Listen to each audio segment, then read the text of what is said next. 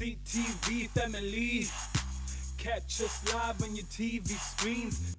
You're back with the one and only Ekse. My name is Lauren Jaffe, and I'm just gonna assume and know in my heart that you went nowhere. You stayed on mom and dad's couch. You didn't even go to the bathroom, not even for snacks somewhere. So we've got the lovely Lethiwe from Youth Capital in studio today, and we're gonna be really, diving into what is youth, what are we all about, and what can youth do to get more involved with everything that's happening in the world. Lethiwe, welcome to studio. Thank you so much, Lauren. I'm so happy to be here. I can tell, I can tell. The positive energy is there, everything is there. So before we jump into, what on earth is Youth Capital about, I want to know a little bit about you. How did you end up with Youth Capital? So I'm originally from Johannesburg, born, bred and buttered from Johannesburg. And I was a young person at the time looking for employment. Right? It's a rough road. It's a rough road. It really is a rough road. And I had, been submitting my CV to different places through a recruiter. And when I had submitted my CV, I wasn't really sure where that would go, because being a young person who's waiting for employment is a emotionally taxing experience, yes. right? Yes, so it is. I was like, listen, whoever picks me up. And then thankfully my CV was picked up by Youth Capital. Wow. And when I went onto the website, I was really moved to find out that they are a campaign, Youth Capital's and a campaign that speaks to the issue of youth unemployment, and I was a young person who was looking for work. So there was Perfect such fit. right, like such resonance. And so that's how I came to be part of the Youth Capital team. This all started in 2019. So yeah, I joined the team 2019. So it's almost 2 years now. It was in June 2019 that I joined the team. So yeah, it's been quite a ride to draw from my experience of looking for work and finding such resonance in who Youth Capital is, and really believing that Youth Capital really did indeed, because on the website, if you go onto a website, you'll learn that Youth Capital is a youth-led campaign, and it being a youth-led campaign, prior to it being conceived, and I'll talk more about it because I feel like I'm already jumping to the next question, but there was a lot of talk done with young people to understand what is the experience of looking for work, of leaving school, what are the challenges that you face, how can those challenges be overcome. And so when I read that background story about who Youth Capital is, I was like, wow, this Speaks to you on a soul speaks to level. me. This has been my journey. So I guess you could say it was fate that I ended up being part of the Youth Capital team. You said you've been working for them for 2 years, Yep. but I'm thinking, 2020 counts as at least 4 years. So it's more than 2 years that you've been working with Youth Capital. Listen, So- I agree. You spoke about, how they touch and their core, the nexus is really about unemployment. Yeah. What do they do in order to combat, this conversation Sure. about youth unemployment? So just to say, on the note of giving background, I mentioned when I joined the team, just a side note, Youth Capital was conceived and it became a lived idea. So it was an idea first, and then it took shape 2018. And at the time before it became a recognizable campaign, it involved talking to a lot of young people to understand, as I said, their experience and doing research.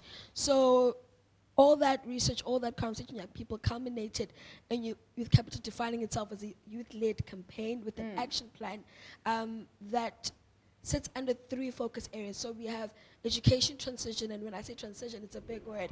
Transition means basically that period in a young person's life when they're leaving a place of learning and they're about to enter the labor market. So That gap's huge. That very huge gap, and very vulnerable gap for a lot of Yeah. young people, right? Because they're trying to figure out where to from here.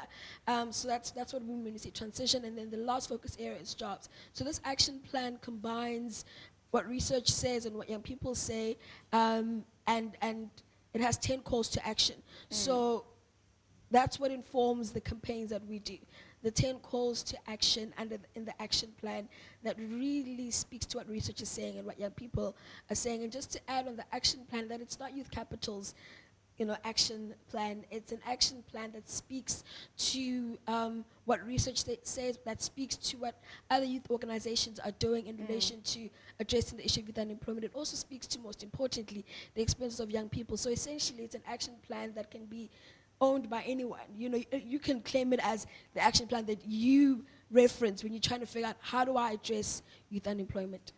So, we're speaking so much about youth unemployment, and obviously that wouldn't happen without speaking to the unemployed youth. Yeah. And I know you mentioned a really, really in-depth research project that's being launched. Do you want to touch more on that? So, as I said, that one of the focus areas that is an umbrella of the action plan is education.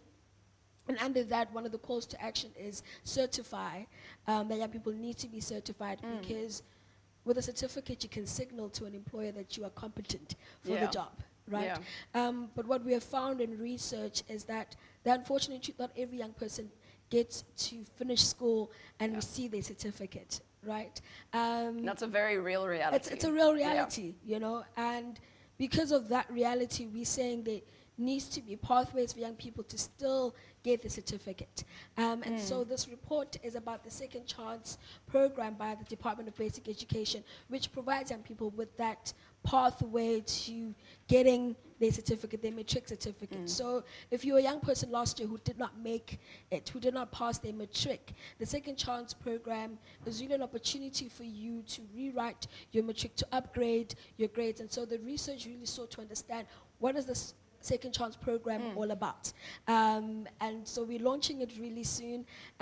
We ask that you look out to our viewers, we ask that we look out on our social media platforms as well as our website to download the report and really understand what are the pathways that young people can access to get that second chance, to get that certificate that they need, to signal to potential employers that they're competent. I also want to touch on, I read and it was a complete light bulb moment for me. I want to touch on what you were saying here about, wanting to get your matric at any age. Not everybody gets matric regardless, of resource gaps or even what might be going on in your personal life, during your matric year. And I read something saying, even if you're 25 years old and you decide you want to study, let's say, medicine, you're like, oh no, I'm too old. You're still going to be 30 in 5 years' time from the age of 25. So whether you decide to do your matric at 40 years old or not, you're still going to be 45 in 5 years' time. So I think that it was, and it sounds so obvious when you say it out loud, but we don't always talk about that fear of like, oh, I'm too old to get my matric. And I think this is such an important message. It is. And just on that note, so with the Second Chance program, there's an opportunity for young people who just matriculated, who are under the age of 21, to rewrite and get their national senior certificate. But there's also the senior certificate, which applies to people who are older than 21 years old, right? So if you are 25-year-old out there that did not get a chance to get your matric, you can still get that through the senior certificate, right? So the Second Chance program is also designed for you. And you're never too old to learn. You're absolutely never too old to learn. Very, very true. I think it's so important, maybe there's somebody sitting at home on their couch thinking like, oh, I don't have my matric certificate. This is the message. This is the sign they've been waiting for. So how can people join Youth Capital in sharing information and, specifically about the rewrite? Right. So we have a campaign where you can fill in a Google form to say, I'm interested in sharing information with other young people or just people who may be above the age of 21 but are interested in doing a senior certificate. Can complete this form and then we will then provide you with information. So what we've done is we've put together information, the steps that you need to be aware of, so for instance, what documents you need in order to register for your rewrite. And I need to emphasize to everyone who has joined us this afternoon that the deadline to register for your national senior certificate as well as your senior certificate is the 31st of March. So we have about, let's do the math. So roughly about 23 more days. So 23 more days. Get started. Don't procrastinate. Listen, so go onto our website. If you go onto our website, you'll come across a blog post under the education category that will provide you with the form. You can complete that form and then will then contact you because on that form you'll provide your WhatsApp number.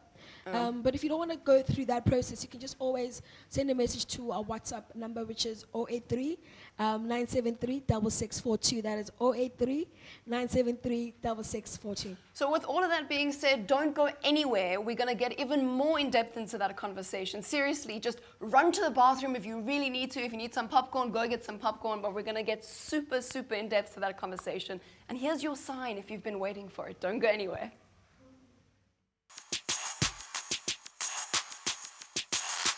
CTV family, catch us live on your TV.